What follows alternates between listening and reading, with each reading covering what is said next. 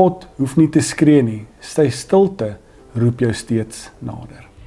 Pete Greig, skrywer, het 'n baie bekende boek geskryf wat my baie gehelp het, God on Mute. Hy skryf in hierdie boek hierdie ervaring van, wanneer ons ver voel van God af, sien ons dit dalk soms as stilte, as 'n bewys of 'n rede oor hoekom God ver is. Pete Greig skryf in hierdie boek, God on Mute, hy noem dit the ministry of absence, die bediening van afwesigheid. Soms ervaar ons God se stilte asof hy ver is, al sê die Bybel, hy is naby. As ons na Jesus kyk in sy eie bediening, het hy sulke oomblikke ook ervaar.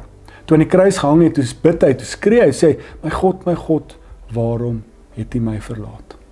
As Jesus die stilte van God kon voel, wys dit dat ons nie alleen is, wanneer ons voel, God is ver, of sy stilte is 'n teken dat hy ver is nie. Maar daardie stilte beteken nie God is werklik weg nie. Inteendeel, dit kan ook 'n uitnodiging wees vir ons om 'n dieper verhouding met hom te hê, of om dalk op 'n nuwe manier te leer of te ervaar hoe God teenwoordig is in ons lewe.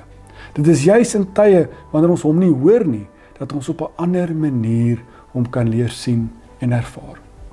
So hierdie week, dalk in hierdie seisoen, as jy voel God is ver en stilte is vir jou teken dat hy ver is.